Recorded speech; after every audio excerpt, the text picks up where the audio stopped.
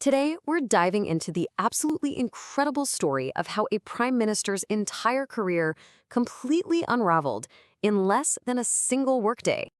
Yeah, look at that number. 5 hours and 54 minutes. That's it. That's not the length of a flight or a movie marathon, no. That is the exact amount of time it took for an entire government to fall apart, from the very first headline hitting the web to the prime minister standing up and resigning. Just try to picture it. A prime minister walks into number 10, probably with a coffee in hand, thinking it's just another day, totally in control. But by lunchtime, his career is over. We're going to break down exactly how one devastating leak caused one of the fastest political implosions in modern history. And maybe more importantly, what it tells us about power and trust in this digital age we all live in. So the big question, right? How on earth does something like this happen so fast? Well, to really understand the anatomy of this crisis, you have to look at the timeline. It's a blow-by-blow that shows you just how fast politics moves now. Okay, just look at how fast this thing unravels. At 8:43 in the morning, it's just an encrypted file that a few journalists have. Less than an hour later, boom, headlines are everywhere. Then you get that classic denial from a spokesperson just before noon. But here's the crazy part. Look at the clock. Less than 40 minutes after they say he's not resigning, the decision to resign has already been made. It's a total free fall happening in real time. And you can just imagine the scene inside number 10. Complete chaos. The whole team is scrambling, trying to get into damage control mode, but it's already way too late. See, this wasn't just a newspaper story. This thing was spreading like wildfire online. It was being screenshotted, shared, and picked apart by thousands of people before the government could even figure out what to say. They lost control of the whole story in a matter of minutes, not hours. All right, so a collapse this fast and this total doesn't just happen out of nowhere. It needs a massive catalyst. So the question is, what was actually in these documents that made them so incredibly toxic?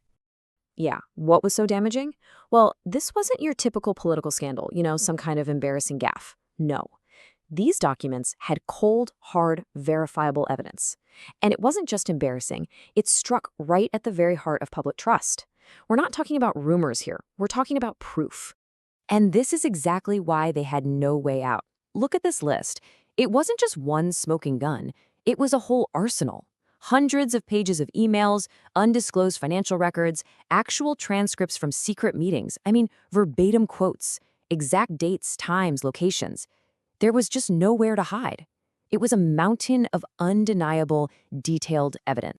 But of all that evidence, this one memo was the real knockout blow. Why? Because it showed intent. It laid out a deliberate strategy to manipulate the public. And for everyday people, that changes everything. It's not just a scandal anymore. It feels like a personal betrayal. It creates what one source called a crisis of legitimacy. It wasn't just that they did something wrong. It's that they actively planned to deceive everyone about it. So, with the public absolutely furious, the game inside Westminster changed in a heartbeat. It went from damage control to pure political survival. The conversation wasn't if the prime minister was finished, but how fast it would happen. And this is where the real threat came from. It wasn't the opposition parties or the newspapers. It was his own party. And that brings us to the first rule of politics, right? You can survive a bad press cycle. You can survive attacks from your opponents. What you can't survive is your own side turning on you. For the MPs in his own party, especially the ones in tough-to-win seats, the math was just brutal and simple. He had suddenly become a political liability. And when that happens, the party's survival instinct just takes over. A liability has to be cut loose to save the ship. That's the moment when loyalty goes out the window and raw political calculation takes over. And by noon, it was basically over. The party chairman apparently told him, look, this isn't really a choice anymore. You can either resign now or we will force you out.